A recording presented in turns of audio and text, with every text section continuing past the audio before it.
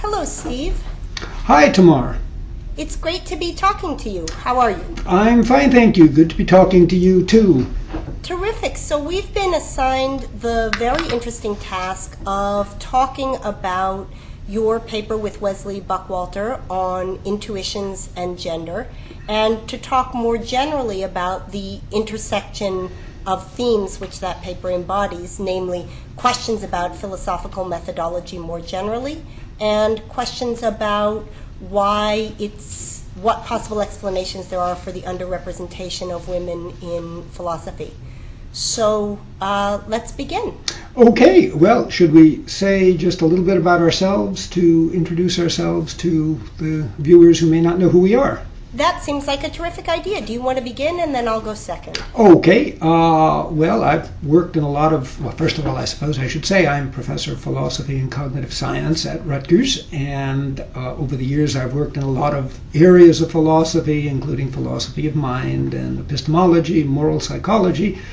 But in recent years, I've been particularly interested in experimental philosophy and in philosophical methodology.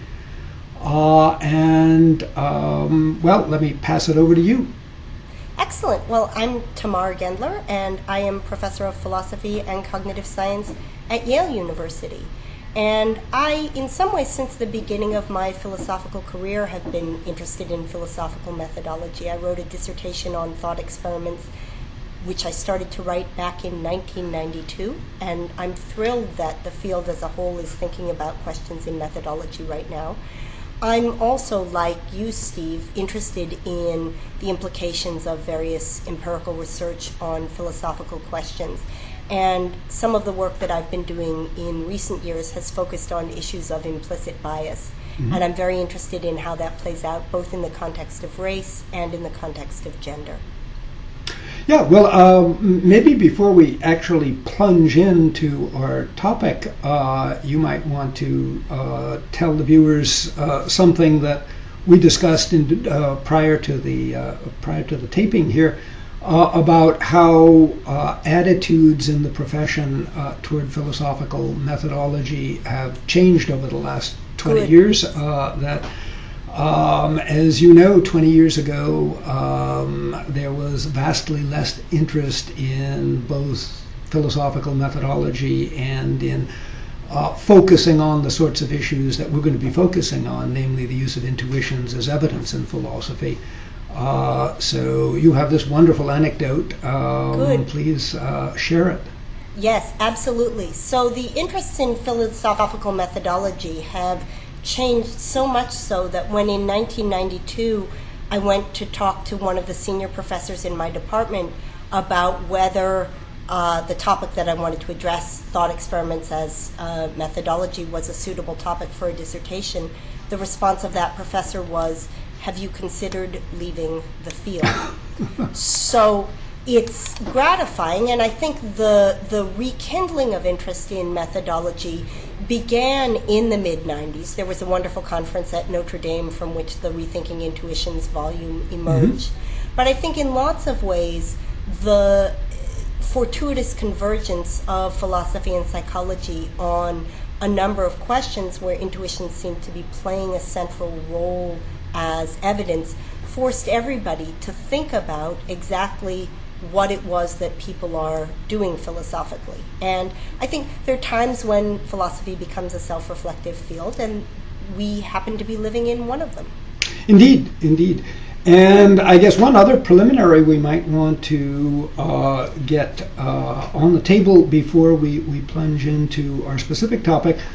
There may be some viewers who are not familiar with the kinds of philosophical thought experiments that are often used to generate intuitions, and then the intuitions are used as data in philosophical debates and arguments.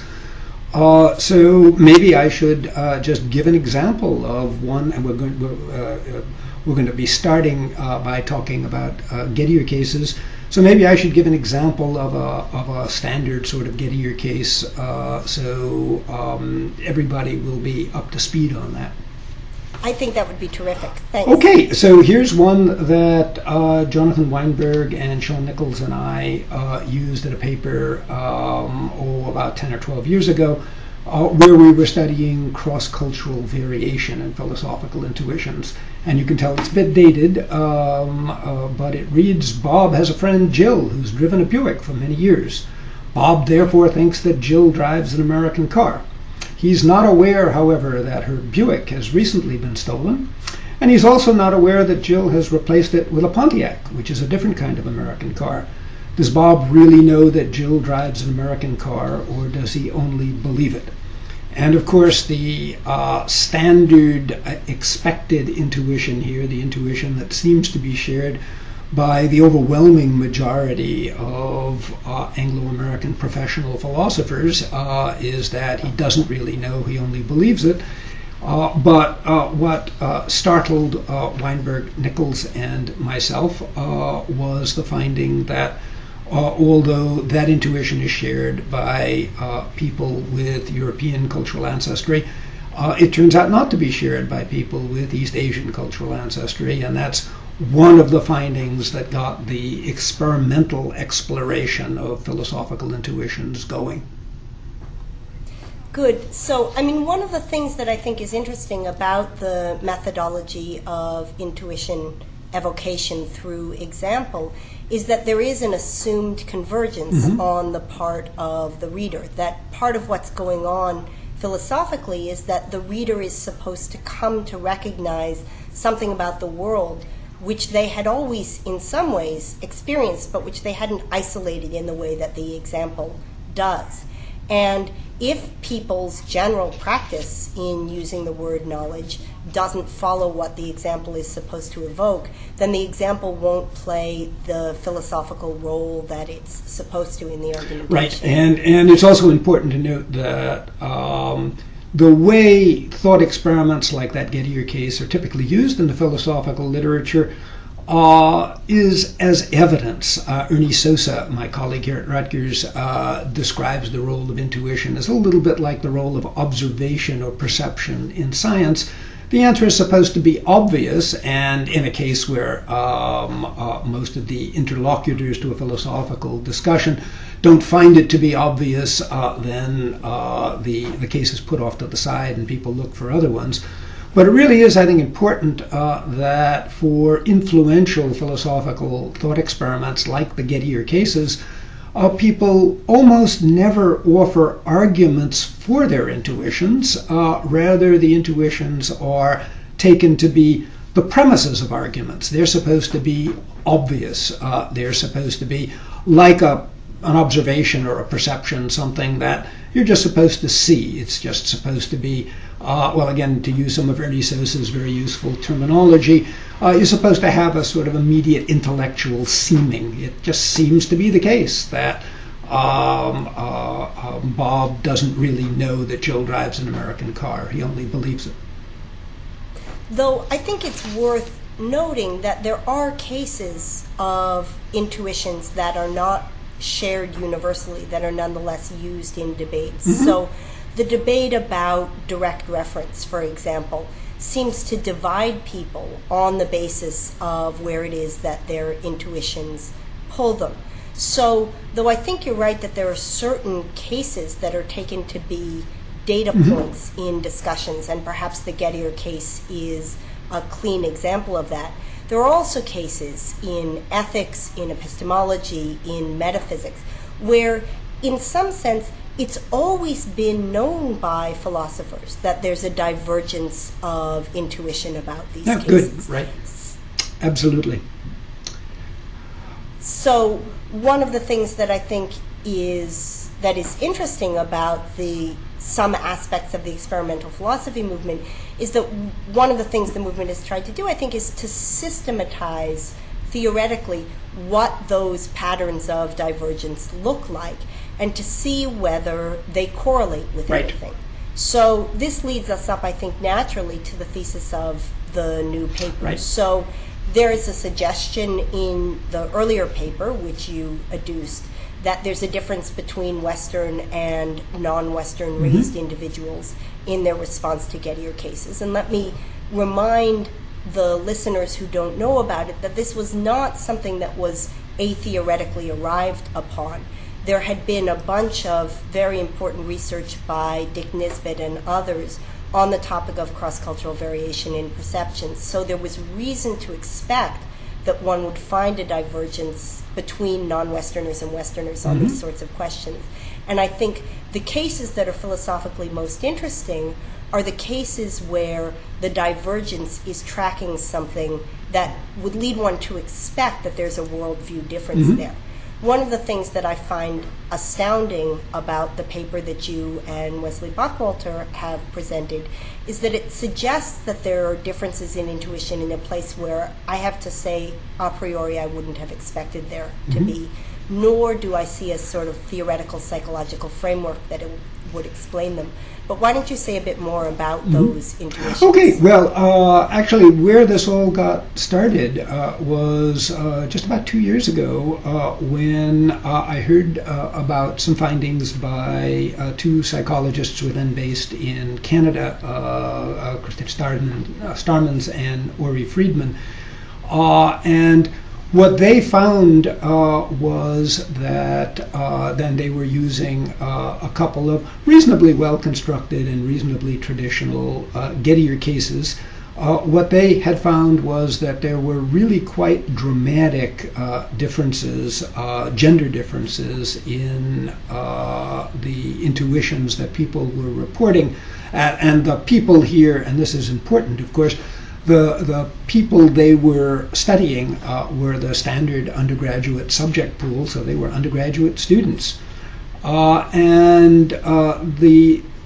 Seeing that finding got Wes and me to start thinking that maybe there was some sort of connection between the issue of gender differences on the one hand in philosophical intuitions, and another concern that Wes and I and you and many other people in the philosophical world have had for a very long time, which is the striking gender gap in academic philosophy.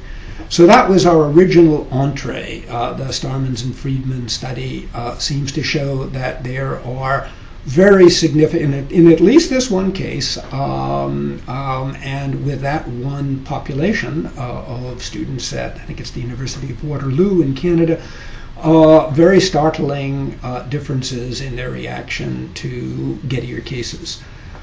So we thought, hey, could this be part of the explanation for the gender gap? And at this point, there are really two ways to go. One is to say how that kind of finding might be relevant to explaining at least part of or some features of the gender gap in academic philosophy. But let me put that off for a second because it's probably worthwhile to put a few facts on the table about the striking gender gap. Good. Yeah. Before you do that, I do want to mildly dispute one thing that you said, which is you suggested that the Starmans cases used what you called a sort of standard, well-constructed Gettier case. I do think there's some worry, people who've read your paper know, that the particular cases they used in particular were a bit more complicated than classic Gettier cases, and actually one of them used a rather odd prompt which involved a man getting into No, that's right. That's I don't know whether, and the leaving of a watch on a bed table, which invoked a level of intimacy which is not there in Jane owns a Buick at the office, or I have 2 coins in my pocket. So this is just to say that though they were well-constructed Gettier cases in the sense that they involved justified true belief and were thought by many not to involve cases of knowledge because the true belief was grounded in something other than an ordinary causal path, it's nonetheless the case that they were different from classic Gettier cases in that's exactly right. And I think maybe this is a good time to say that for the Starmans and Friedman study, And for just about all the other studies that we'll be talking about that show a gender difference, I think they all, at this point in time, need to be taken with a grain of salt. That they're real findings, they're statistically significant findings, but no one study is definitive, and just about any imaginable study has problems that might be pointed out. So what Wesley and I are doing, in fact, is redesigning a whole bunch of these, and they're now being administered to students both at Washington University in St. Louis and at Rutgers. So what we're trying to do is replicate the Starmans and Friedman study, but with less problematic cases. And that's the sort of stuff that, if the hypothesis that I'm going to put forward it turns out to be a plausible one, that's the kind of data that's going to be necessary to back it up. Good. So two quick remarks. One is, of course, the fact that the case that was presented in the original paper is a complicated one doesn't mean that it shouldn't evoke the intuitions that a classic Gettier case does. One of the interesting claims that's made in the epistemology literature with Gettier cases and fake Barnes cases and the like is that what's relevant to the judgment are the formal properties of the case and not the content properties of the case. I think it's very clear that content properties end up playing a role in how one evaluates cases. And in fact, I have an old paper called The Real Guide to Fake Barnes, which runs through a bunch of cases that have the structure of a classic Goldman fake Barnes case, but where people's intuitions are at least less fixed than they are in a classic Barnes case. So I think one methodological lesson that gets learned already, even if it's on the grounds of critiquing the Starman's example, is that form alone is not what's determining people's reaction to cases.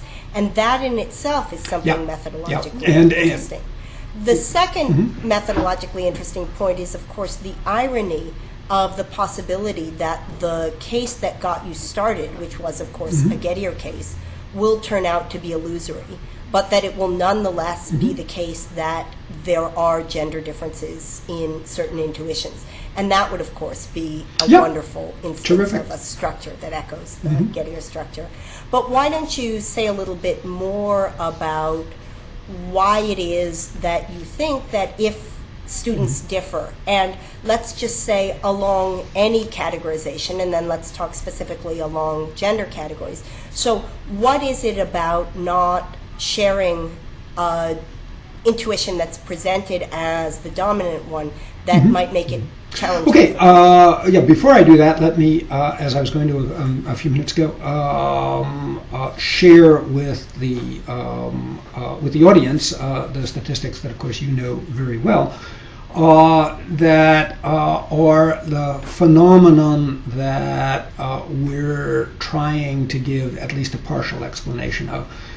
Namely the gender gap.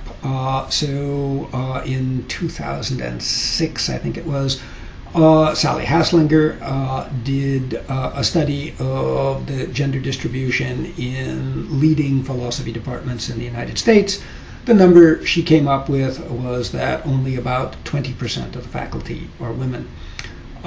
Very much more recently, in fact, it's not quite finished yet, Helen Beebe in the United Kingdom has been doing a similar study, much more broad-based. So Helen's study is looking at all the philosophy departments in the UK.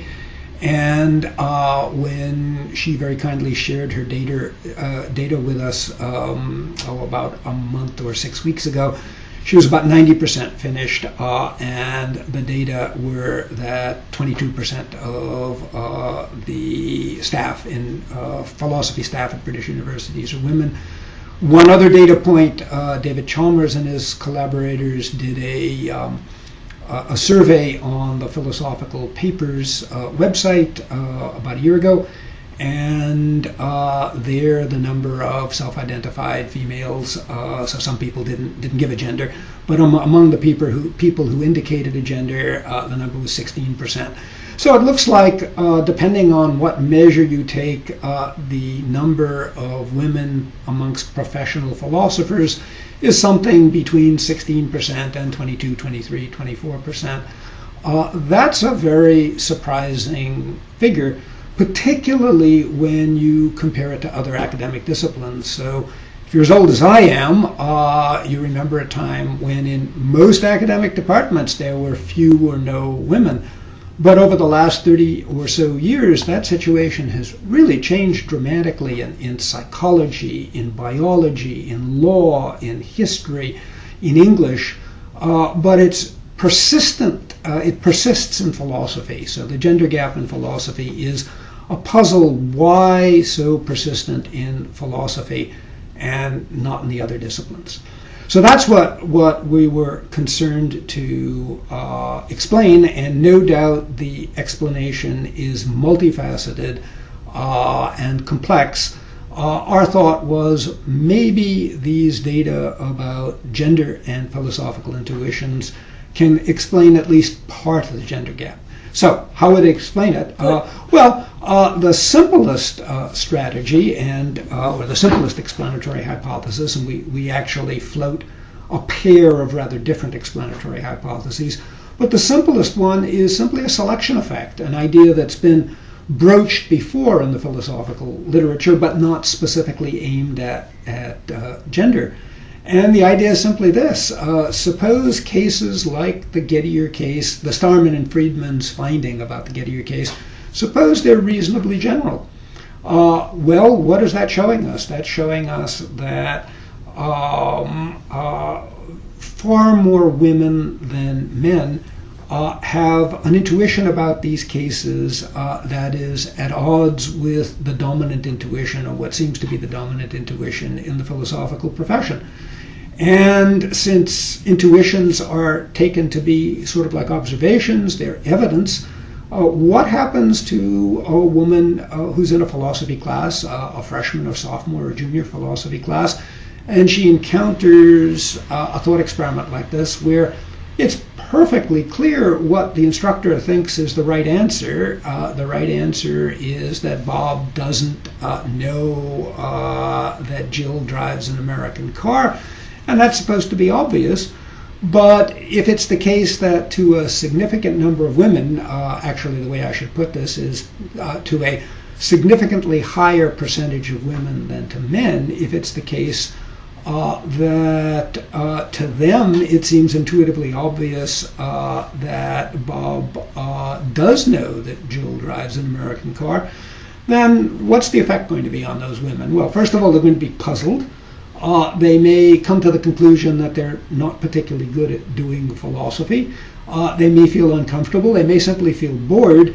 Any of these factors, or a combination of them, might well lead more women than men, when they encounter this situation, to decide philosophy isn't for them, to decide not to take another philosophy course. So that's basically what we call the selection effect hypothesis. And of course, to make that hypothesis plausible, one needs a lot more than the one Starman's and Friedman finding, even if it turns out to be robust, and as you rightly point out, it might not. So what Wesley and I did was teamed up to track down the evidence, or what evidence we could find. And what we did is we contacted other researchers, asking them whether they knew of other findings indicating gender differences. Turns out very hard to do, because until very recently, people who looked at philosophical intuitions in the experimental philosophy tradition didn't gather or report gender data. So there isn't a lot out there. But we wrote to everybody we could think of who might either know of a paper where gender differences were reported or have some data that hadn't been reported. And we got a bunch of very helpful replies back. Second thing we did is we reanalyzed some of the data in experiments that Wesley and Beebe had done about a year earlier, they hadn't even bothered to look, like so many other researchers, they haven't even bothered to look to see whether there was a gender effect in their own data. And then we ran a bunch of experiments ourselves on the internet, looking at, I think, 10 or so additional thought experiments that had never been looked at experimentally from the point of view of finding gender differences. And what we report in the paper is that as of the time the paper was written, we had come up with 14 cases where there are statistically significant gender differences, some fairly large, some not so large. And in the time since we put that paper online, a couple of more cases have been reported. So there are now 15, 16 cases of philosophical intuitions where there are experiments showing gender differences, and that looks like it is certainly compatible with it. It hardly establishes, heavens knows, but it looks like it's compatible with this selection effect hypothesis. So 3 remarks about the selection effect hypothesis. The first is that I do think, to be fair, that the sorts of cases that evoke these intuitions, things like Gettier cases, things like trolley cases, are cases where, for most people, even if one has an intuition one way or the other, there's the possibility of a gestalt shift to the other way of looking at it. So I certainly find, if I'm given a classic 1-5 trolley case, that even if my instinct is to choose the 5 over the 1 or to choose the 1 over to the 5, I can get myself in a mindset whereby what I'm taking as a datum is the 1-5 or 5-1. Likewise, in Gettier cases, I can get myself actually quite easily in a mood where there isn't an instance of knowledge. But I can also see how it's not a paradigmatic instance of non-knowledge either. So in order for the selection effect hypothesis to work as you initially described it, it really needs to be the case that the kind of perplexity that's adduced by the difference in first response is sufficient to explain the discouragement. Yep. So that's just point 1. And it might be interesting to look at which of the sorts of cases tend to be evoking the differences that you describe. The second thought about the cases is, of course, something which I imagine you're going to go on to discuss, which is the question of whether, to the extent that there are gender differences in the 15 cases that you've discovered, those line up in such a way that the female participants tend to have non-dominant intuitions, whereas the male participants tend to have dominant intuitions. The third remark is just to ask what the source for this could be. So whereas in the case of the Western versus non-Western views about knowledge, there was a huge theoretical base about difference in perception and other things that suggested that that kind of divergence might be the case. It's, I think, a very interesting question to ask, if it turns out that there are these differences in judgment, what sort of explanation there is for those differences. Are there differences that come in at early childhood? Are these differences that come in as the result of a process of socialization? Do they correlate with other sorts of evaluative differences? So those are just 3 quick remarks about the selection hypothesis. Good. Let me address the first and the third. Okay. So I think in trying to understand the effect of having intuitions that your instructor and perhaps the majority of people in your class, or at least the majority of the males in your class, don't share, in trying to understand the effect that that might have on any student, but particularly on our hypothetical woman student, I think we need to know a lot more than we now do about, and this was, of course, part of your point, about what goes on in the classroom when this happens. I don't think we know enough about that. I think we all have anecdotal evidence about ourselves and our own education and maybe what happens in the classes of some of our friends. But it's an area that needs to be investigated much more carefully. I was struck on one occasion when Wesley and I gave this talk, gave this paper as a talk at a group here in New York, where Ned Block was in the audience, and he reminded us that not all that long ago there was a bit of jargon in the philosophical world for people who didn't have the right intuitions. These were people who were described as having a tin ear. And who knows how relevant that fact is, but it's certainly suggestive that at least some instructors, when they encounter a student of whatever gender who has intuitions that the instructor takes to be patently or obviously wrong, and if you can't get the student to change his or her mind by simply being sure that they understand the details of the case, they tend to get dismissed as, or they might tend to get dismissed as having a tin ear, just not being cut out for philosophy. So that's with respect to your first comment. The third comment is really a deep and interesting question, and I wish I had much more to say about it than I do.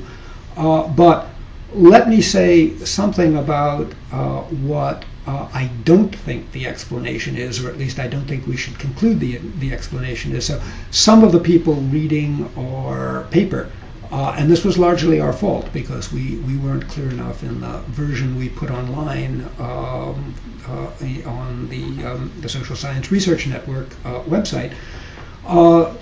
Some of the people reading our paper assumed that what we were suggesting was a sort of gender essentialism, the idea that there were deep cognitive differences between the genders, and that these intuitions were a result of these deep cognitive differences, perhaps themselves rooted in genetic differences. So that's certainly a hypothesis. It's conceivable that there might be some genetic link here, but I think that's just sort of wildly implausible. And the reason I think it's wildly implausible is that we don't, first of all, just in terms of the evidence, we don't begin to have the kind of evidence that would be needed to support any sort of gender essentialist conclusion. Our data are all from Americans, mostly American students. Our data are taken from a very short time slice. And there's no reason at all to think that these data would be replicated even if we did the experiments, say, in Great Britain or in Scandinavia or in another European country. And certainly no reason to think that these data would be replicated if we did them, as by the way we're planning to do, in India or in Hong Kong. Okay. So one hypothesis that people have attributed to us, and I confess this is our fault. We should have been much more explicit, and I'm trying to do that now. We should have been much more explicit at disowning the hypothesis, is that somehow it's a fundamental factor of the difference between the genders, and I don't believe it for a minute. And maybe I should also just mention and then bounce it back to you. One of the reasons I don't believe it for a minute, first of all, we just don't have the evidence for that. We don't have anything that's close to being adequate evidence for that. But secondly, as you know, one of the wonderful and very influential cluster of findings in recent years has been that there is vast cross-cultural diversity, and that in a wide range of psychological processes, and that not only is there a wide range of diversity, but that people like our participants are likely to be outliers. So there's a wonderful paper that I recommend that everybody take a look at by Joe Henrich and colleagues called "The Weirdest People in the World." And WEIRD is an acronym. It's an acronym for people from cultures that are Western, educated, industrialized, rich, and democratic.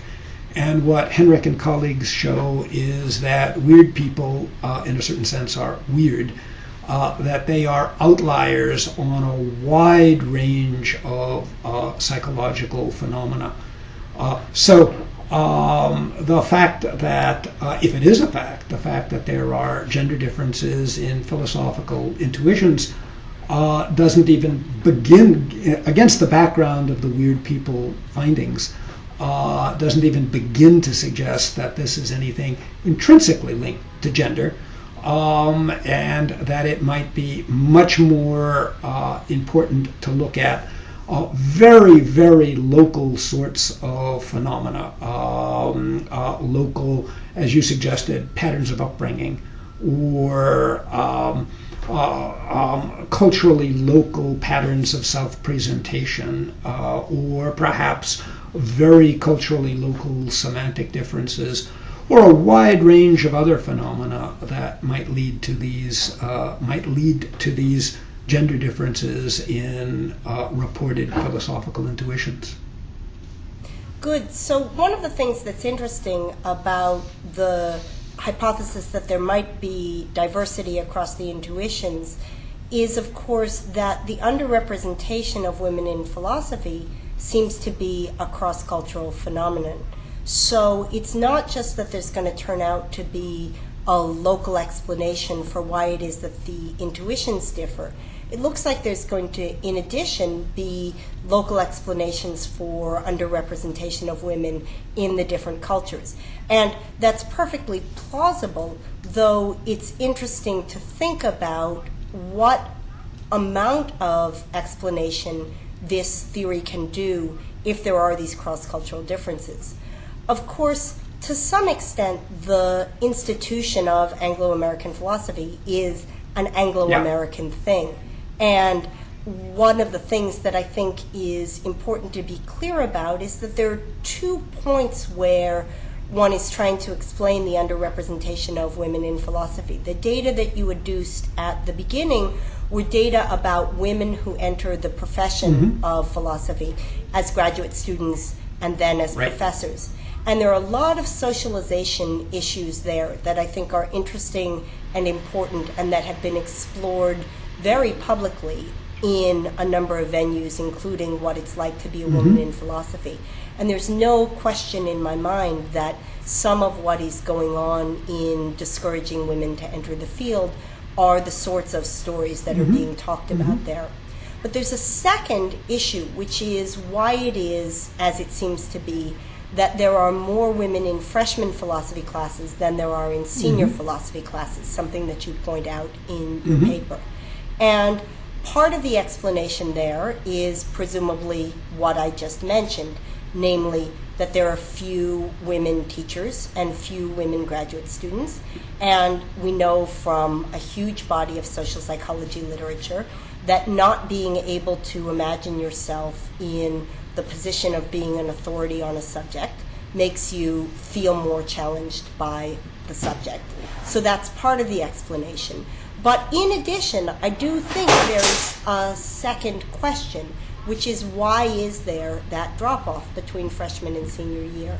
And with respect to that question, the intuitions hypothesis is very interesting.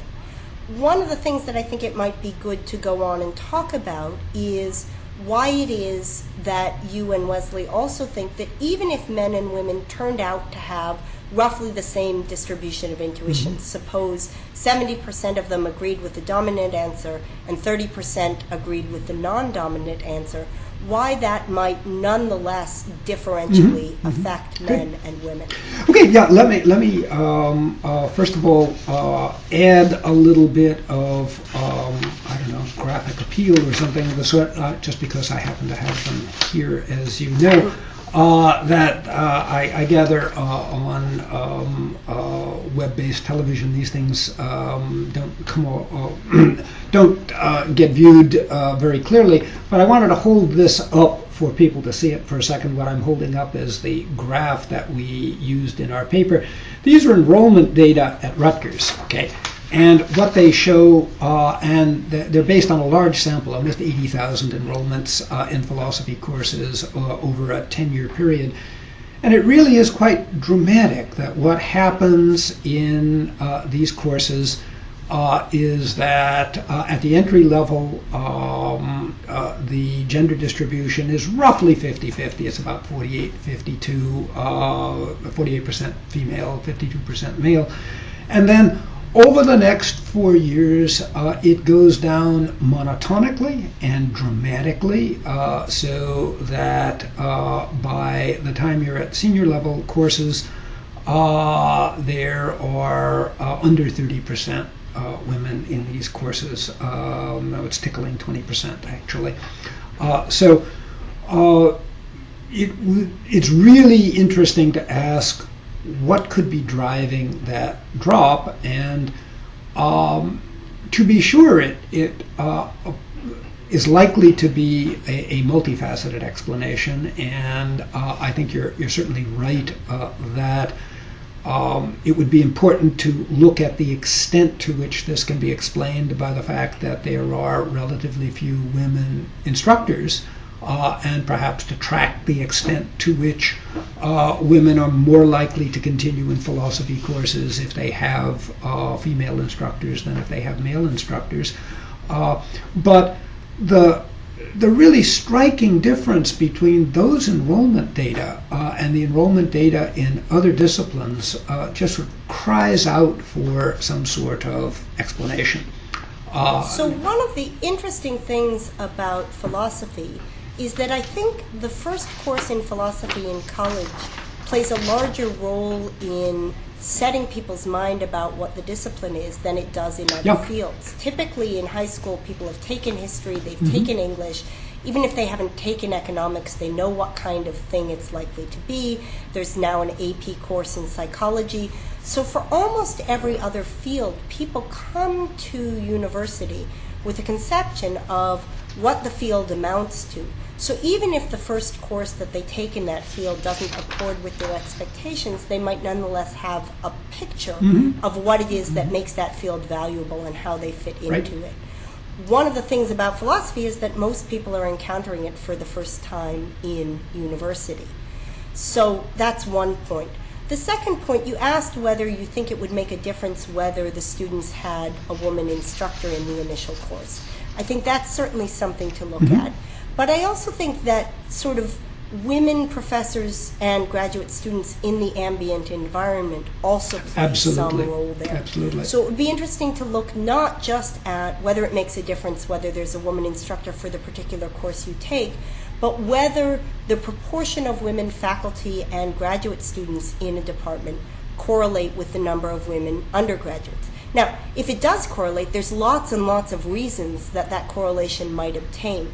But discovering that would itself be something extremely interesting and something with respect to which it's worth collecting good No, I think that's right. I mean, the problem here is one that has barely begun to be studied empirically. And so we just don't know whether, for example, in those minority of departments where women are reasonably well represented, whether it's more likely that women will continue on to be philosophy majors, continue on to be graduate students and professional philosophers.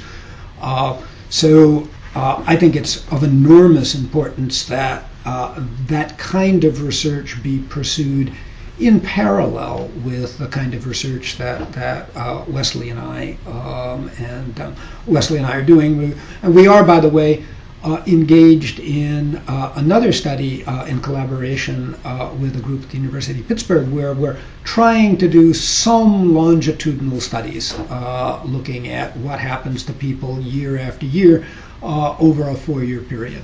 And of course, I can't give you any data on that since we just collected the first round of data about a month or 6 weeks ago.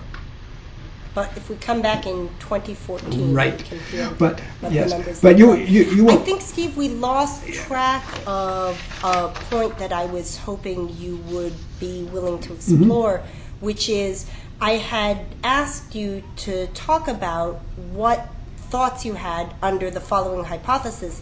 Suppose it turns out that, in fact, there are no gender differences among men and women with respect to first-order intuitions. Might it nonetheless be the case that the fact that the 30% of women have these differing intuitions as opposed to the 30% of men having these differing intuitions might have differential effects on those two groups? And we, in the paper, sketch a second hypothesis which doesn't depend at all on women having the non-professionally dominant intuitions and men having the professionally dominant intuitions. It depends only on the fact that students do have, in fact, different intuitions about philosophical thought experiments, and that finding is perhaps the most well-attested finding in the last 10 years of experimental philosophy. So the basic idea that underlies our second hypothesis here grows out of the work of a very well-known psychologist at Stanford, Carol Dweck. And in a large number of studies, so she's been exploring this now for, oh goodness, it's at least 20 years, maybe a bit more. But she's been exploring individual differences which she has used a variety of labels to characterize. In her recent popular book aimed at a popular audience, she calls them the fixed mindset and the growth mindset.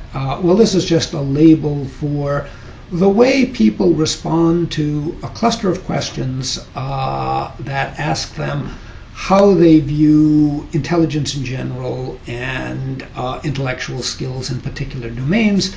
People who give fixed, what Dweck calls fixed mindset responses, think that intellectual abilities are gifts. You either have them or you don't. They're sort of fixed in one way or another.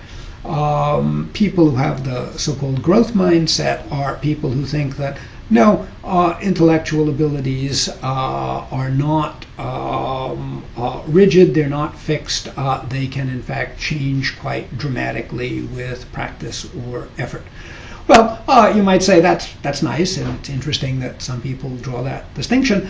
What makes it a surprisingly important distinction is that Dweck and her collaborators have shown that it correlates with a remarkable number of other phenomena. And the phenomenon that's particularly important for our current considerations is that what she's found is that for people with so-called fixed mindsets, they have a rather different kind of reaction to encountering material that they find puzzling or confusing.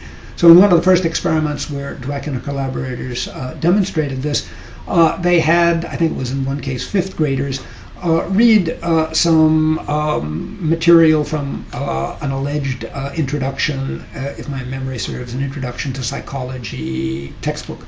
But this information intentionally had interspersed some gobbledygook, some pseudo-information which was introduced there to be incomprehensible. Okay, and what Dweck and collaborators looked at was the extent to which this puzzling or confusing material impacted on the success of learning other stuff.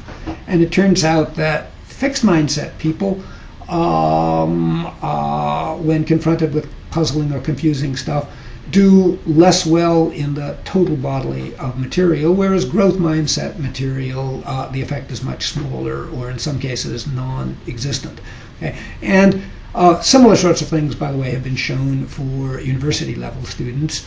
One of the hypotheses that Dweck and collaborators have been exploring for why this happens is if you're fixed mindset and you encounter some deeply puzzling or confusing stuff, you may naturally enough conclude that you're just not good at this. After all, here it is in the textbook, and you can't make head nor tails of it, so you're not good at it.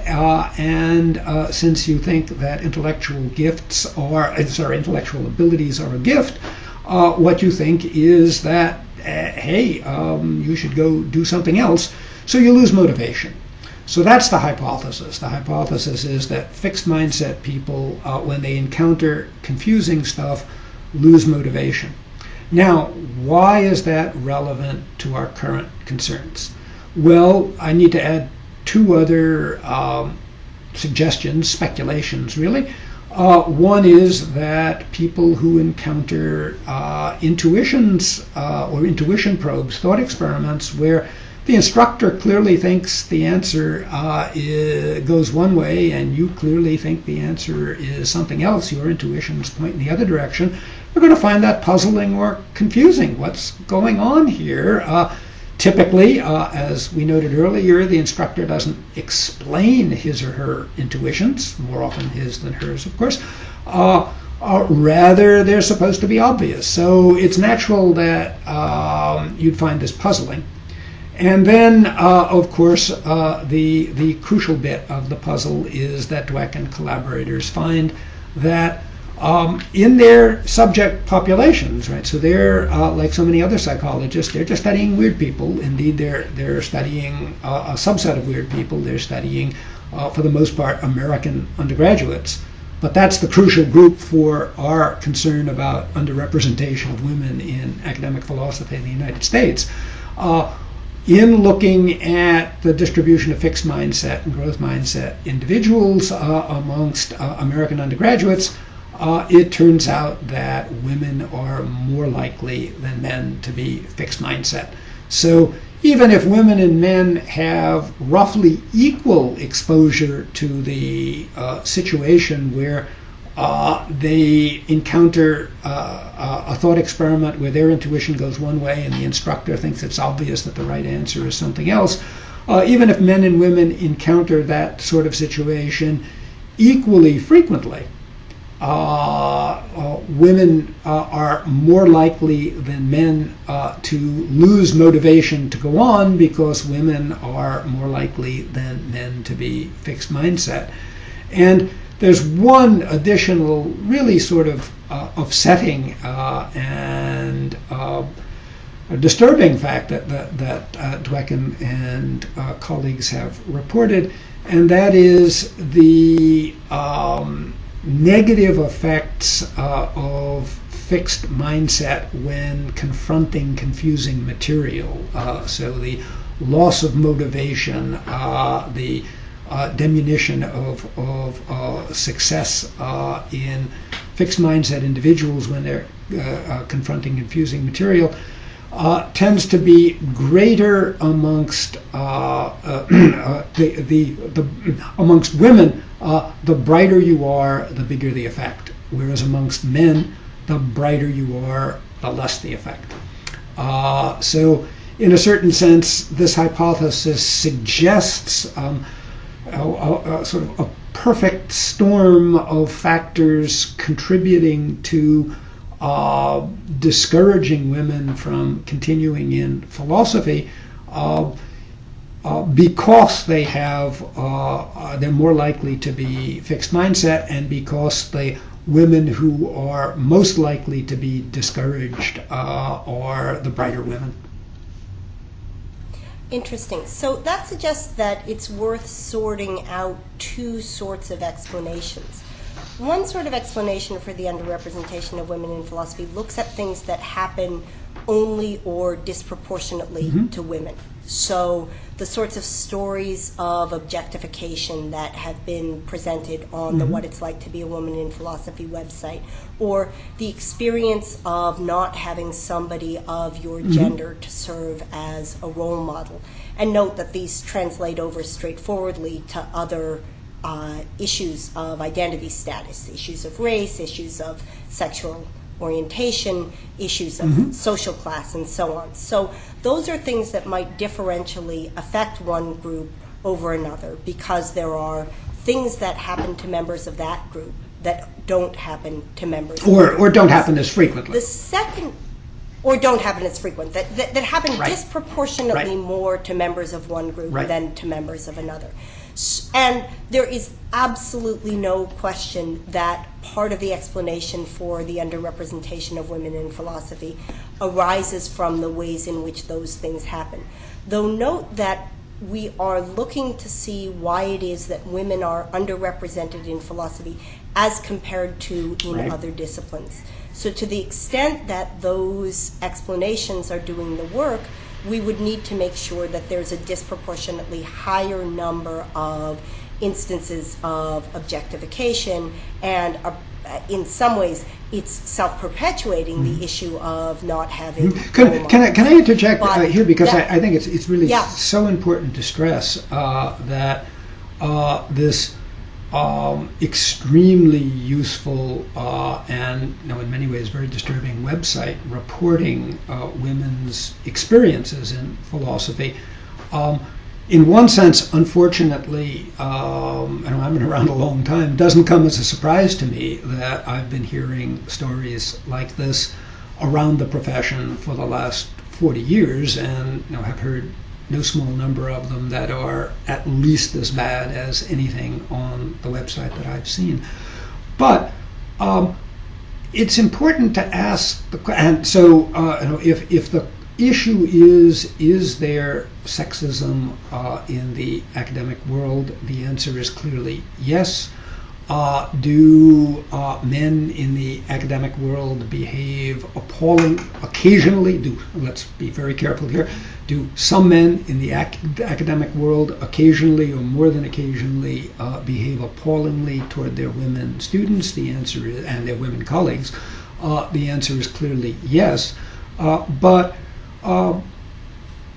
it's not clear to me how far those facts go at explaining the peculiar stickiness of the gender gap in philosophy.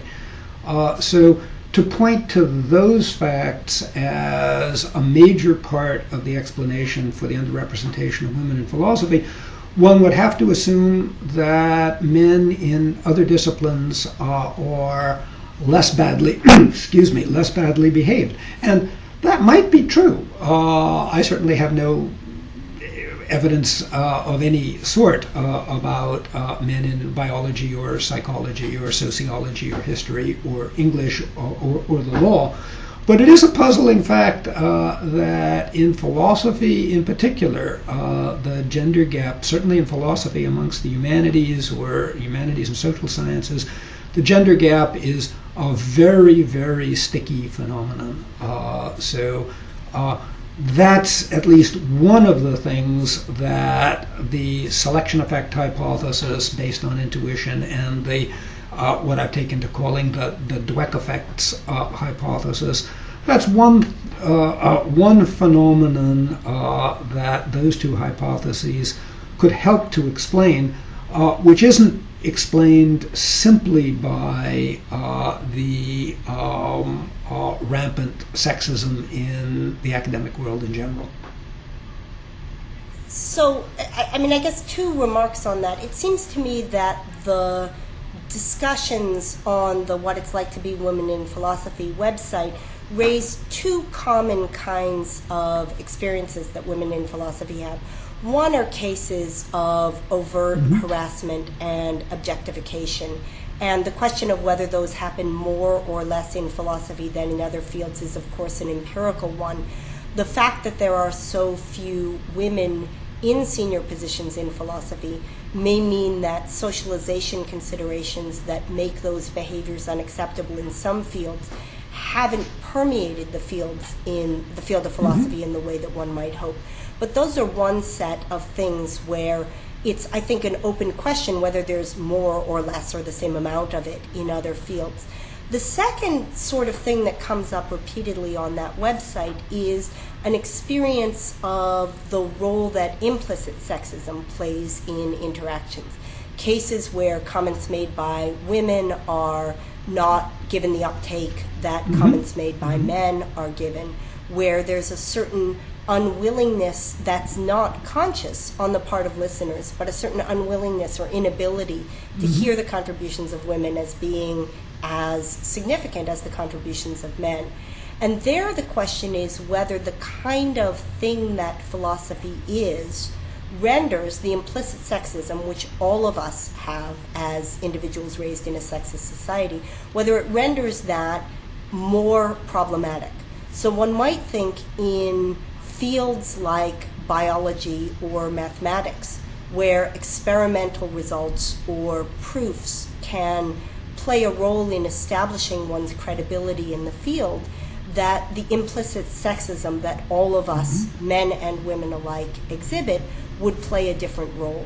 So those are two remarks on and I particularly like so the last observation. I think it is a really important idea because in philosophy, much more so than in other areas, we rely on an intuition-based methodology and other methods as well. But there isn't the opportunity, as there is in biology or as there is in psychology, to simply go out and do an experiment and present your results and show, wow, look, I've discovered this really interesting phenomenon. You can go to your laboratory and replicate it, and if it's an important phenomenon, then with some luck it gets recognized. In philosophy, the methodology doesn't admit of that kind of doing an end run around implicit sexism. So I think that's a very important observation. Good. Well, thank you. So the place where we were in the dialectic is, I was suggesting there are things that differentially affect some groups.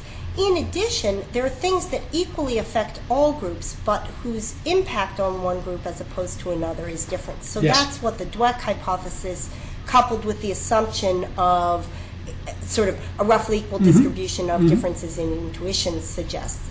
And there the question is, what explains the Dweck phenomenon? Is that itself the result of a certain kind of early socialization? And I suspect you think, as I do, that that's an explanation that needs to be explored with great seriousness. And again, this is the sort of finding, the Dweck finding, that at this point is entirely restricted to a subset of weird people, a subset of Western educated, industrialized, rich and democratic cultures, namely almost entirely to the United States. So it may well be something very culturally local to the United States that's leading to this phenomenon. And of course, if that's right, perhaps it's a bit optimistic, because it suggests that if we can figure out what leads to it, we can make the kinds of changes which will diminish the effect. Yes, though I suspect what leads to it is, as in many of these cases, an incredibly complex set of socialization phenomena, which precisely because they reflect implicit attitudes are incredibly difficult to change.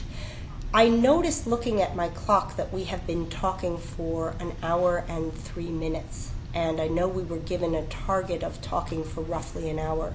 So I wonder whether we should think about... Sounds good. That an hour and 3 minutes strikes me as roughly an hour. Let me suggest that I give you the last word.